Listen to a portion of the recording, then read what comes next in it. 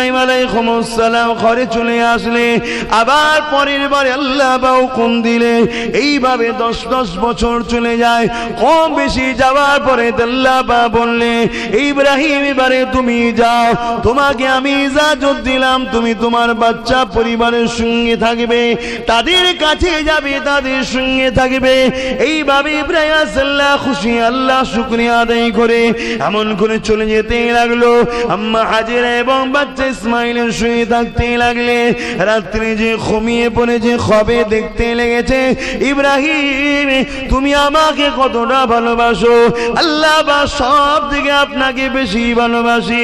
এই ইব্রাহিম তাহলে তোমার কাছে সব থেকে যেটি বেশি প্রিয় ওই জিনিসটা আমি আল্লাহ আমার রাস্তায় কুরবানি দাও, সব থেকে বেশি প্রিয়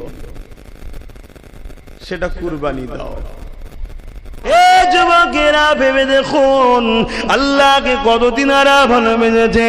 একটা নবী হয়ে সমস্ত কিছু দিয়ে দিল আল্লাহর নামের ডাক শোনার জন্যে, সরাসরি নিজেকেও দিয়ে দিতে লেগেছে।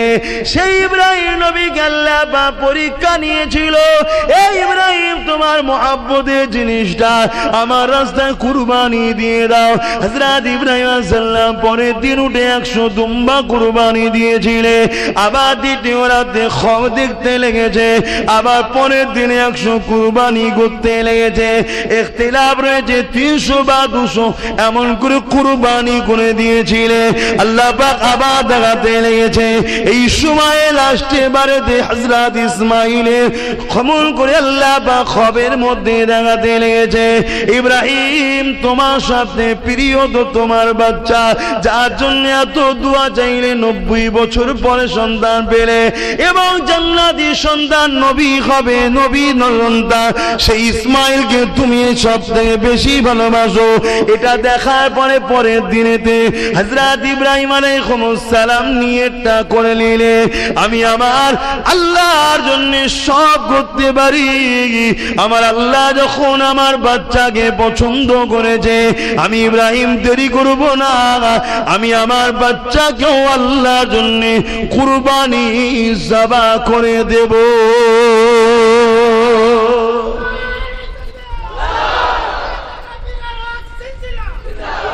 ইব্রাহিম আলাইহিস সালাম রেডি হলেন, কিন্তু মনের মধ্যে হলো একবার ছেলেকে জিজ্ঞেস করি, আমি তো নিয়েতে পাকা, কিন্তু ছেলেকে একবার শোনাই, নিয়েতে আমার নরণচরণ নয়, শোনাই। এটাও আল্লাহর ইচ্ছা।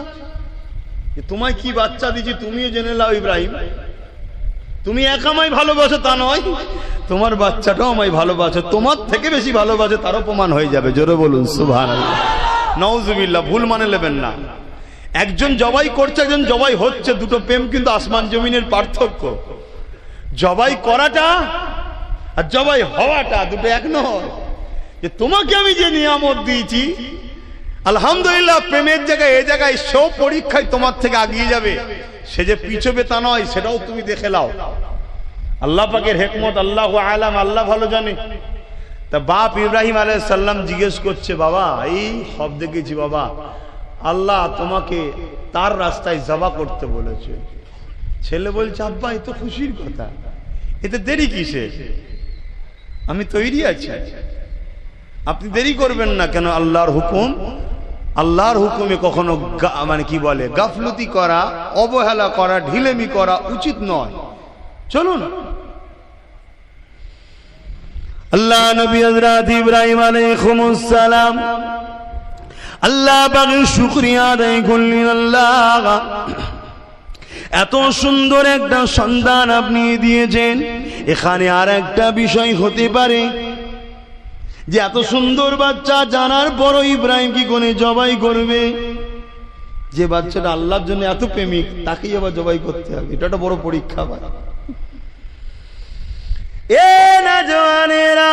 হযরত ইব্রাহিম আলাইহিস সালাম স্ত্রীকে বললেন, বাচ্চাকে সাজিয়ে দাও। সাজিয়ে দেওয়া হলো, সাথে করে নিয়ে রওনা দিলেন, মিনার দিকে যেতে লেগেছেন। এমন সময় ইবলিস শয়তান এসে আম্মা জান হাজেরাকে ধোঁকা দিতে লেগেছে। এ হাজেরা, তুমি কি জানো তোমার স্বামী তোমার বাচ্চাকে কোথায় নিয়ে গেছে? এটা তো আমার জানার প্রয়োজন নয়, কেননা সে তো তার আব্বা হয়, সে কোথায় নিয়ে যাবে আমি কেন জানতে চাইব? এ হাজেরা, তুমি শোনো, তোমার বাচ্চাকে ইব্রাহিম যাবা করতে মিনায় নিয়ে যাচ্ছে, কেননা তোমার স্বামী ধারণা হলো আল্লাহ পাক নাকি তোমার বাচ্চাকে তার রাস্তায় কুরবানি করতে বলেছে। আম্মা জান হাজেরা কি উত্তর দিয়েছিলে? আম্মা জান হাজেরা বলেছিলে, পৃথিবীতে অনেক বাচ্চা রয়েছে, কারো বাচ্চাকে আল্লাহ পছন্দ নয়, হাজেরার বাচ্চাকে আল্লাহ পাকের পছন্দ হয়, এতে হাজেরা বড় নিজেকে সৌভাগ্যবান মনে করে।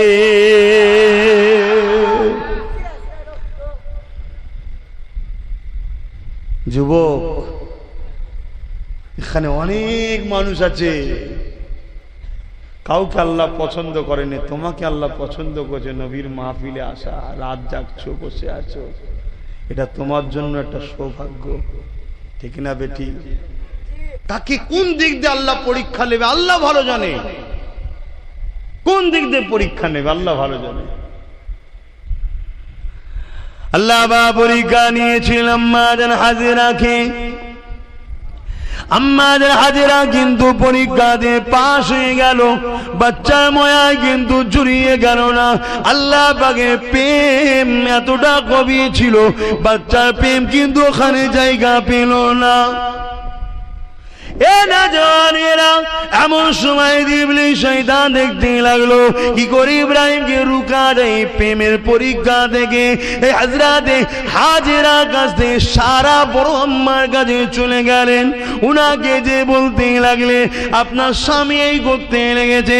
আম্মা জান সারা একটাই কথা বলেছিলে, আমরা সবাই তো আল্লাহর জন্য আল্লাহর দিকে ফিরে যেতে হবে, আল্লাহ যাতে রাজি আমরা যাতে রাজি। যুবকেরা, এভাবে ইবলিস শয়তান গিয়ে হযরতে এমনকি ইসমাঈল আলাইহিস সালামকে ধোঁকা দিতে লাগলে। ইসমাঈল আলাইহিস সালাম বলেছিলেন, এই ইবলিস দূর হয়ে যা, আমাকে আমার আল্লাহ আব্বা জান সব বলেছে, আমি খুশি মনে আল্লাহ পাকের প্রেমে নিজেকে কুরবানি হতে এসেছি। ইব্রাহিম সাল্লাম নিয়ে গেলেন, অনেক বড় কথা সংক্ষেপ করি, মিনা ময়দানে চলে গেলেন, হুজুরকে শুইয়ে দিলেন, ছোট্ট বাচ্চাকে শুইয়ে দেওয়ার পরে বললেন, আব্বা জান চোখে কাপড়টা বেঁধেলেন কেন? যত আপনি আব্বা আমি সন্তান, বাপ বেটার ময়া তো আল্লাহ পাকের দান, না জানি আপনার জবাই করতে গিয়ে হাতটা যদি কেঁপে যায়, আর আল্লাহ যদি বলে ইব্রাহিম রে কেমন তুই আমায় ভালোবাসলি, আমার এই দিওয়ানি আমদকে আমার জন্য জবাই করতে হাত কাঁপলো কেন? কি বাচ্চা! আর আমাদের বাচ্চা হলো তো ইট মেরে মাথা ফেটিয়ে ফেলতো আমাদের। গরুগুলো গুঁতোচ্ছে, অনেক গুঁতোবে না।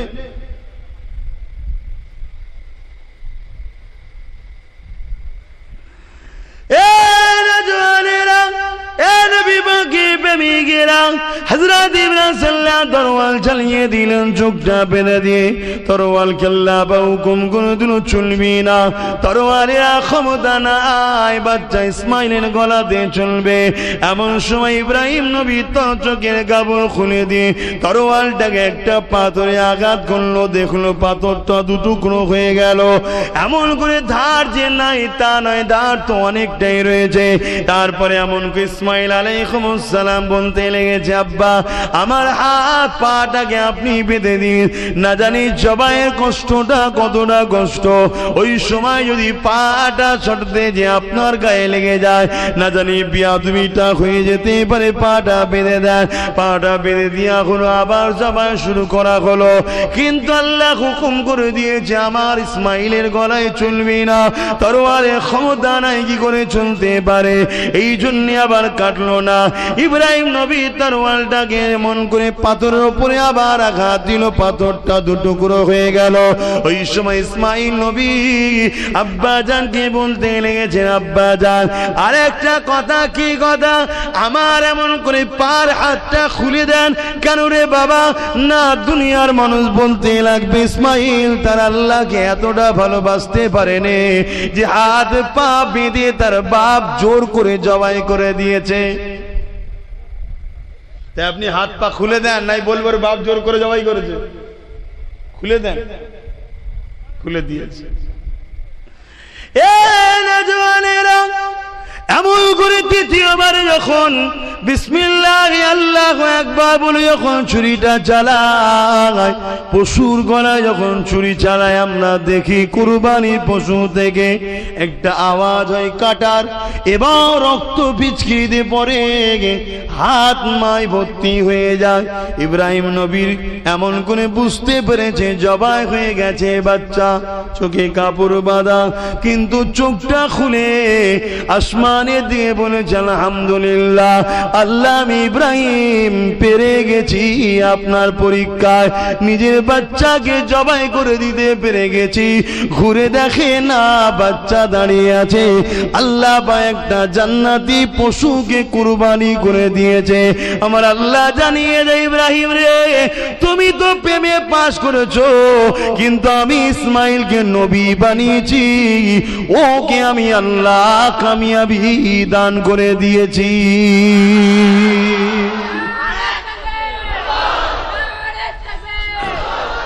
সেই রেওয়াজ থেকে আমাদের এই কুরবানি চলে আসছে। আজকে যদি আমাদের এই কুরবানি নিয়ে কারো আপত্তি হয়, এটা দুর্ভাগ্য, ঠিক না বেটি? কিন্তু অন্য কোন ধর্মের মানুষের ধর্মের কাজে আমাদের কখনো আপত্তি আছে? না। কেন আপত্তি নাই? আমার রসুল আমাদেরকে মহান বানিয়ে দিয়ে গেছে। জোরে বলুন সুবহানাল্লাহ। মুসলমানের ছেলে মেয়েরা, তরুণেরা বিদায় নিবার আগে আমার রসুল পাকের একটা কথা বলে যায়, তরুণেরা অবশ্যই কুরবানির মাস চলছে। আল্লাহ নবী নিজেও কুরবানি দিয়েছেন। নবী আমার মিনাতে গেলেন, নবী আমার কুরবানি দিলেন নিজের পক্ষ থেকে, নবী আমার পরিবারের পক্ষ থেকে। আর একটা পশুকে নিয়ে কুরবানি দিবার সময় বলতে লাগলেন, আল্লাহ এই জমিনের উপরে আমার অনেক উম্মতি আসবে, যারা কুরবানি দিবার সামর্থ্য হবে না, আল্লাহ আমি মুহাম্মদ তাদের পক্ষ থেকে কুরবানি দিয়ে দিলাম। কত ভালোবাসা আমাদেরকে আল্লাহ, যাকে যেমন সামর্থ্য দিয়েছে, কেউ 30, কেউ 40, কেউ 50, কেউ 1 লাখ, কেউ 5 লাখ, কেউ 10 লাখ, কেউ 30 লাখ, কেউ 1 কোটি টাকা সম্পদ দিয়ে গরু কিনেছে, মোষ কিনেছে, দুম্বা কিনেছে, উট কিনেছে, খাসি কিনেছে, যার যেটা অকাত আছে, যার যেটা পছন্দের খাদ্য, যে বস্তু কোনো খাওয়া হালাল, সেই পশুর মধ্যে যে কোনো একটা পশু কুরবানি দিতে পারেন। আপনি ছাগল খাসি দিতে পারেন, মোষ দিতে পারেন, দুম্বা দিতে পারেন, গরু দিতে পারেন, যেটা আপনার পছন্দ। তবে ইসলাম শরিয়াতের নিয়ম হচ্ছে নিখুঁত পশু দিতে হবে। আপনি বাজারে গিয়ে আপনার আওকাত আছে, এটাকে 30,000 টাকায় কিনতে পারতাম, কিন্তু আপনি দেখে দেখে এমন একটা কিনছেন যেটা ভ্যানে নিয়ে এলে ভালো হয়। এটাকে বলা হয় কুঞ্জুস। কথা বুঝে আসছে না? নিখুঁত সুন্দর। আমার আল্লাহ পাক আপনার এই পশুটা নেবে না, গোস্ত নেবে না, রক্ত নেবে না, চামড়া নেবে না, কিছুই নেবে না। এখানে দুটো জিনিস হচ্ছে, একটা হচ্ছে আপনার মেহনতের টাকা, আপনি কুরবানি দিচ্ছেন, আল্লাহর রাস্তায় খরচ করছেন, এবং ওই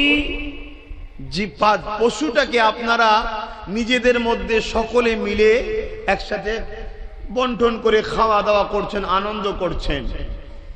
আল্লাহ পাক নেবে কিন্তু আপনার নিয়তটা, আপনার পছন্দ, আপনার নিয়ত, আল্লাহর উপরে প্রেম। এবং এটা ইব্রাহিম আলাইহিস সালামের একটা সুন্নাতের সওয়াব হবে। জোরে বলুন সুবহানাল্লাহ। কারণ ইব্রাহিম নবীকে আমার আল্লাহ পরীক্ষা নিয়েছিলেন, তবে আব্বাকে যে পরীক্ষা নিয়েছেন ওই পরীক্ষা যদি আল্লাহ আমাদের নেয় তো অবস্থা কেমনই হবে, কখনোই সম্ভব নয়, আল্লাহ নেয়ও না। কোন লোককে তো আল্লাহ খবে দেখায়নি যে তোমার বাচ্চাকে আমার রাস্তায় কুরবানি দাও, কেউ করবে নাকি? যে মানুষ আমরা নিজের বাচ্চা ঘুমালে ফজর বেলা তুলি না, যাহারে বাচ্চা ঘুমোচ্ছে ঘুমোক, নামাজ কাজা হচ্ছে হোক, তাকে যদি আল্লাহ খবে দেখায় যে তোমার বাচ্চা কুরবানি দাও, মনে হয় বাপ দেবে? ওই জন্য আল্লাহ পরীক্ষাও লাইনে যে বান্দা ফেল করবে। সামান্য সামান্য পরীক্ষা নাই, কি দেখা যাচ্ছে রাস্তায় একটা 100 টাকার নোট পড়ে আছে, ওটা পরীক্ষা চলছে। ওই লোকটা যে ছাড়তে পারেনি, তাকে যদি আল্লাহ পাক বলে তোমাকে নিজের বাচ্চাকে কুরবানি দিতে হবে, সে দেবে মনে হয়? হযরত আব্বাজান ইব্রাহিম আলাইহিস সালামকে আল্লাহ পরীক্ষা নিয়েছিলেন এই মাসে। কি পরীক্ষা?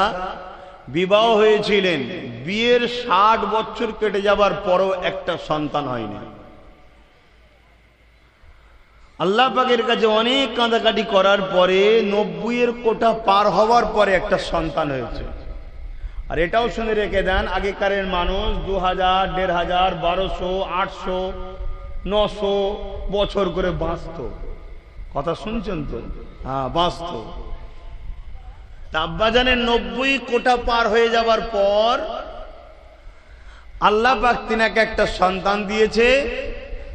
সন্তানটা একটা ফুটফুটে চাঁদের থেকেও সুন্দর। জোরে বলুন সুবহানাল্লাহ। আল্লাহ পাক হুকুম করলেন, যাও তোমার বাচ্চাকে তুমি গিয়ে ওই এলাকায় রেখে আসো, বর্তমান যেটা কাবা শরীফ আছে ওখানে রেখে আসো। আম্মাজান হাজেরা হুজুর কি ইব্রাহিম আলাইহিস সালাম আব্বাজান আমাদের রেখে যখন ফিরে আসছে যে তুমি এখানে থাকো, আমি চলে যাচ্ছি। আম্মাজান জিজ্ঞেস করছে, তার মানে? এখানে ঘর নেই, কিছুই নাই, পানি নাই, মানুষজন নাই, মরুভূমি পাথর এলাকা, আপনি এখানে আমায় রেখে যাচ্ছেন? তবে আমি জানতে চাই যেটা আপনার হুকুম না আল্লাহ পাকের হুকুম? হযরত আব্বাজান ইব্রাহিম আলাইহিস সালাম বলেছিলেন, আমার প্রাণের স্ত্রী হাজেরা, এটা অবশ্যই আমার আল্লাহর হুকুম। আম্মাজান তখন বলেছিলেন, যান, নিশ্চিন্তায় যান, আপনার থেকে অনেক বেশি আমার অভিভাবক আপনার থেকে অনেক বেশি আপন হলেন আমার আল্লাহ। জোরে বলুন সুবহানাল্লাহ। কেমন দেখুন মা আমাদের, আর আজকে আমাদের দশা কোথায়? রেখে দিয়ে চলে এলেন।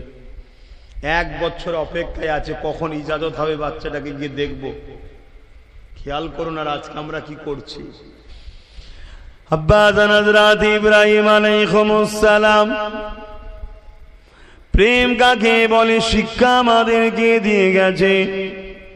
মুসলিম জাতির পিতা হলেন হযরত ইব্রাহিম আলাইহিস সালাম। 1 বছর কেটে গেছে, হুকুম আসে না, অপেক্ষায় রয়েছে কবে আল্লাহ পাকের হুকুম আসবে। এমন সময় 1 বছর পর হুকুম এসেছে, হে আমার খলিল ইব্রাহিম, যা আমি আল্লাহ হুকুম দিলাম, তুমি তোমার বাচ্চাকে একবার দেখতে যাও, তবে মনে রাখবে কাছে যেতে পারবে না, দূর থেকে উটের পিঠে চেপে দেখবে। কি পরীক্ষা দেখুন। আল্লাহ আমাদেরকে পরীক্ষা নেবে না? নেবে না। তবে আমাদেরকে এত কঠিন ন্যায় নেই, সামান্য একটু একটু ন্যায়, এতেই আমরা পেরেশান। আব্বাজান হযরত ইব্রাহিম আলাইহিস সালাম এই হুকুমটা পাওয়ার পরে উঠে পিঠে চেপে হুজুর আমার রওনা দিয়ে দিলেন। দূর থেকে দেখতে লেগেছে হযরত ইব্রাহিম আলাইহিস সালাম নিজের বাচ্চাকে, 1 বছরের বাচ্চা ইসমাইল আলাইহিস সালামকে দেখে। জানটা বড় ছিঁড়াছিঁড়ি করে। কতটা দোয়া চাওয়ার পরে, এতদিন পরে আল্লাহ পাক একটা সন্তান দিলেন। হুকুম আল্লাহ রেখে আসতে হবে, রেখে এসেছি। 1 বছর পর যদি এসেছি, কাছে যাওয়ার হুকুম নাই, যেতে পারবো না এবং বেশি গুণ থাকতে পারবে না। আওয়াজ এসে যায়, ইব্রাহিম রওনা দাও। আবার আব্বা জান দেরি না করে আল্লাহকে খুশি করার জন্যে আবার আর হুজুর আমার ফিরে আসলে।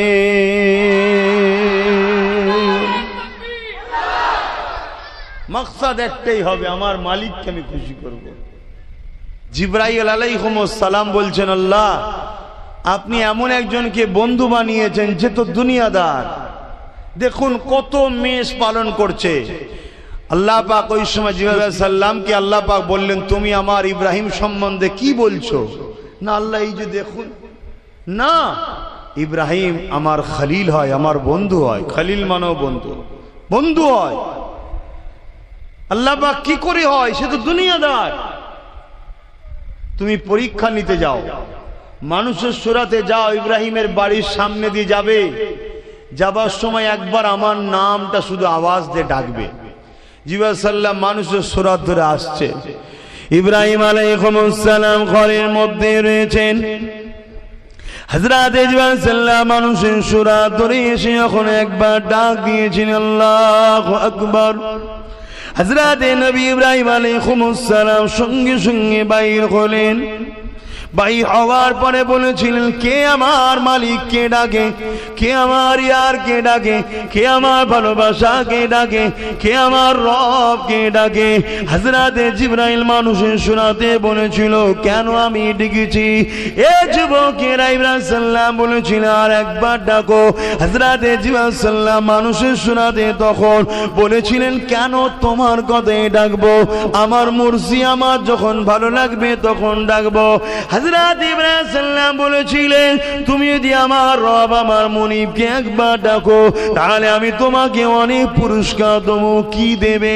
আমার অনেক দুম্বা, মোষ দুম্বা রয়েছে, পালন রয়েছে, খাসি রয়েছে, তার মধ্যে থেকে একবার আল্লাহ যদি ডাকো আমি হাত তোমায় দিয়ে দেবো। আল্লাহ। আর আজকে আমরা কি করছি? সেই বাপেরই ছেলে তো, মুসলিম জাতির পিতা তো ইব্রাহিম সাল্লাম। আমাদের বাপ আল্লাহকে কত ভালোবাসে। তরুণেরা, এর বিভাগের প্রেমিকেরা, হযরত ইব্রাহিম সাল্লামের কথা শুনে হযরত ইব্রাহিম সাল্লাম অবাক হয়ে গেলেন। আল্লাহু আকবার বলে ডাক দিলেন। ইব্রাহিম সাল্লাম নিজে যত পশু ছিল তার মধ্যে থেকে আপ দিয়ে দিল। ওই পশুগুলোকে নিয়ে ইব্রাহিম সাল্লাম আগাতে লাগলেন। এমন সময় আবার বলতে লেগেছে, আল্লাহ পাকের নামটা আর একবার ডাকতে থাকো। হযরত ইব্রাহিম সাল্লাম মানুষের শোনাতে তখন রয়েছে, এ আল্লাহ পাকের বান্দার, এবারে যদি ডাকি তুমি আমাকে কি দেবে বলো? আরো যা রয়েছে আমি সেগুলো তোমাকে দিয়ে দেব। এ নওজওয়ানেরা, হযরত ইব্রাহিম সাল্লাম ডাক দিলেন, বাকি পশুগুলো দিয়ে দিল। ইব্রাহিম সাল্লাম সব নিয়ে চলে যেতে লেগেছে। এমন সময় সাল্লাম যে বলতে লেগেছে, আর একবার আমার মাহবুবের নামটা নাও। আরে আমার আল্লাহ পাকের নাম তুমি নেবে, আমি তোমাকে বারবার দিতে থাকবো। এবারে তুমি কি দেবে? আমাদের বাপ আল্লাহকে কত ভালোবেসেছিল দেখো, আর আমরা দুনিয়ার লোভ লালসায় বিদেশিদের চক্রান্তের শিকার হয়ে, আজ গুস্তাখে রাসূলদের শিকার হয়ে আমরা নিজেদের লাইফটাকে বরবাদ করে দিলাম। আমাদের চাল চলন, উঠা বসা সব কিছুই আমাদের রাসূলের দুশমনদের মতো হয়ে গেল। আমাদের কথাবার্তা, ব্যবহার, আখলাক সব কিছুই রাসূলের দুশমনদের মতো হয়ে গেল। আজ তারা সোশ্যাল মিডিয়া এবং প্রিন্ট মিডিয়া বিভিন্ন ভাবে আমাদের আখলাকগুলোকে তুলে আল্লাহ নবীর আখলাকের উপরে তারা আঘাত দিতে লেগেছে। অথচ জমিনের উপরে এমন কোন মানুষ আসেনি যার সম্বন্ধে সৃষ্টিকর্তা বলে দিয়েছে, ইন্নাকা লাআলা খুলুকিন আযীম।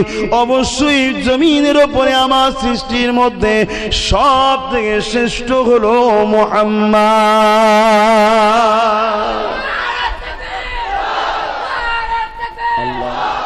সেই নবীর উম্মত আজ আমাদের আখলাক দেখুন কেমন। লোক আমাদের দেখে নবীকে ছোট বড় কথা বলেছে।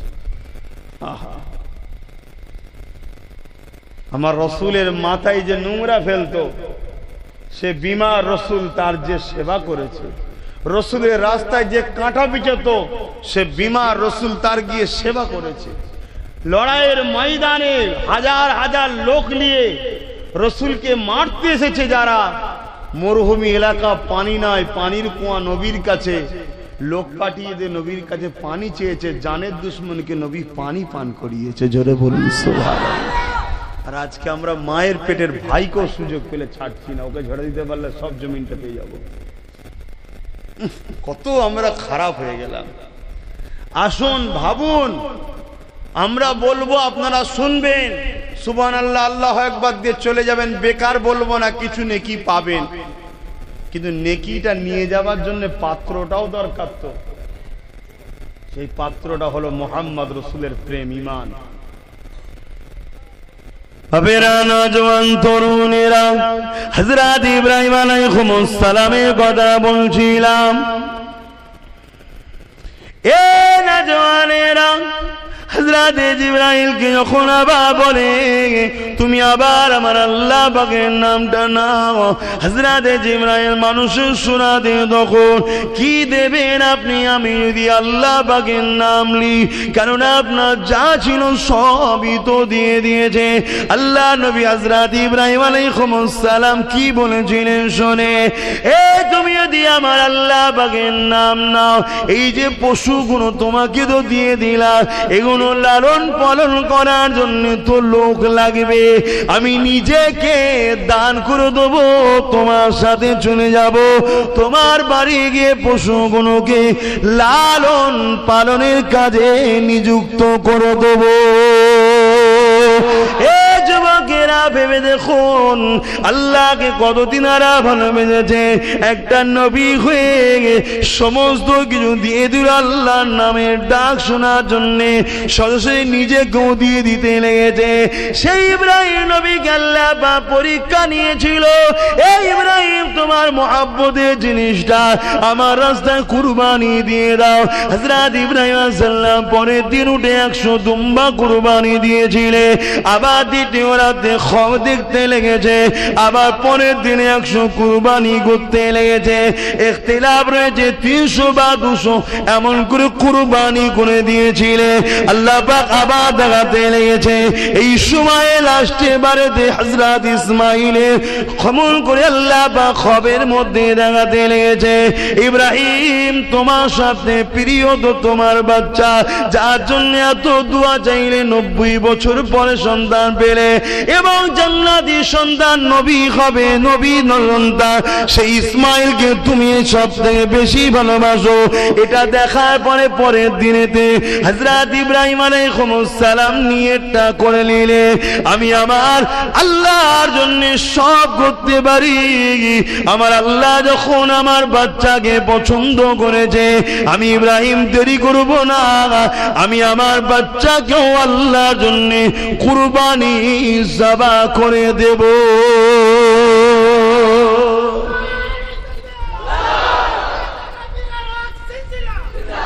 মকসদ একটাই হবে, আমার মালিককে আমি খুশি করব। সেই হলো শ্রেষ্ঠ মানুষ। পীরের ঘরে জন্ম হলেই শ্রেষ্ঠ হয় এমনটা নয়, আর আম ঘরে জন্ম হলেই যে নিকৃষ্ট হয় এমনটা নয়। আল্লাহকে যে ভালোবাসে সেই হলো শ্রেষ্ঠ। জোরে বলুন সুবহানাল্লাহ।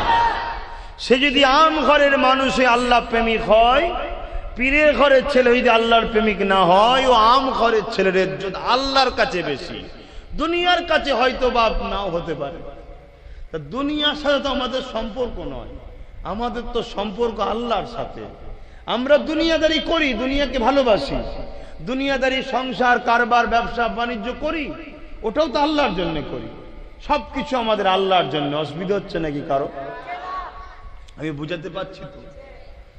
অতএব বুঝুন, স্ত্রীকে ভালোবাসতে হবে কিন্তু আল্লাহর জন্য, মা বাপকে ভালোবাসতে হবে আল্লাহর জন্য, সন্তানকে ভালোবাসতে হবে আল্লাহর জন্য। আপনি যা কিছু করবেন উদ্দেশ্য আপনার একটাই থাকবে, আমার মালিক এই কাজটা করলে খুশি হয় তাই আমি করছি, এই কাজটা করব না কেন আল্লাহ অখুশি হবে তাই।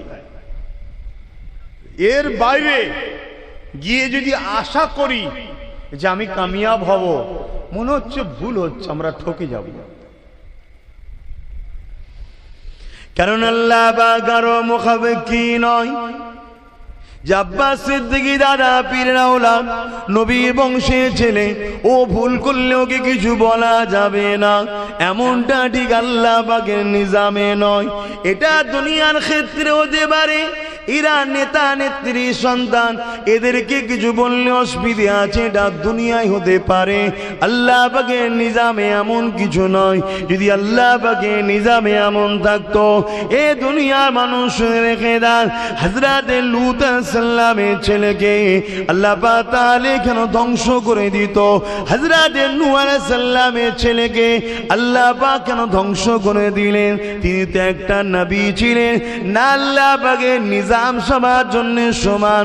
তবে হ্যাঁ, যদি কেউ অন্যায় করার পরে আল্লাহ পাকের ক্ষমাটা চেয়ে নেয়, মাথাটা নত করে দেয়, নিজের ভুলের জন্য অনুতপ্ত হয়, আল্লাহ অন্যায় করে ফেলেছি, আল্লাহ ভুল করে ফেলেছি, খাতা হয়ে গেছে, আল্লাহ হালকা বয়সে গান শুনে ফেলেছি, আল্লাহ হালকা বয়সে জেনা করে ফেলেছি, আল্লাহ হালকা বয়সে শরাব পান করে ফেলেছি, আল্লাহ হালকা বয়সে রক্তের গরমে এমন এমন করে পাপ কাজগুলো করে ফেলেছে।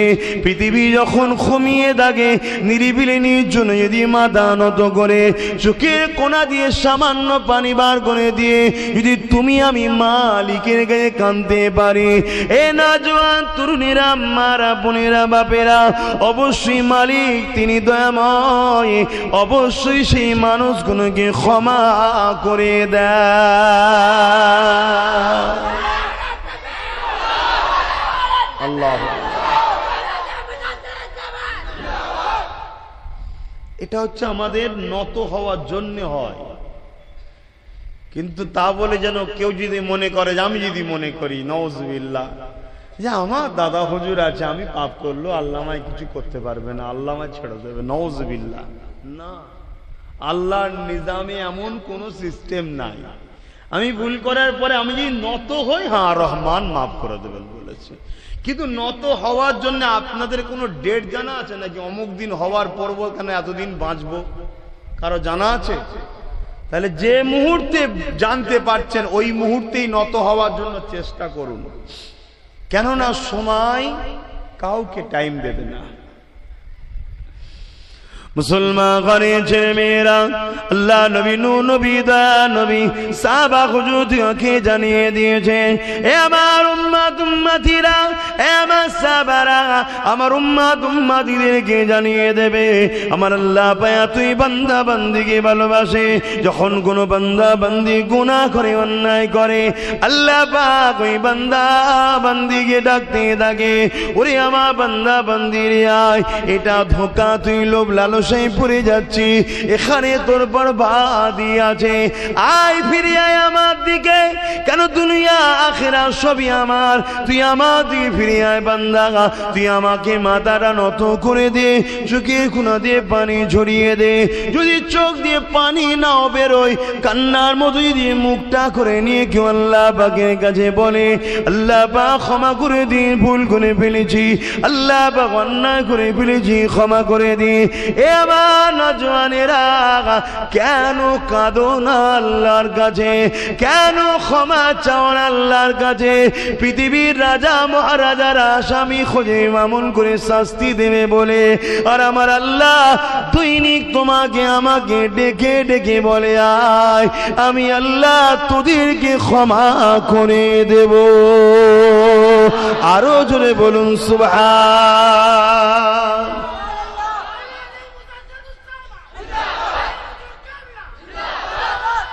আল্লাহ,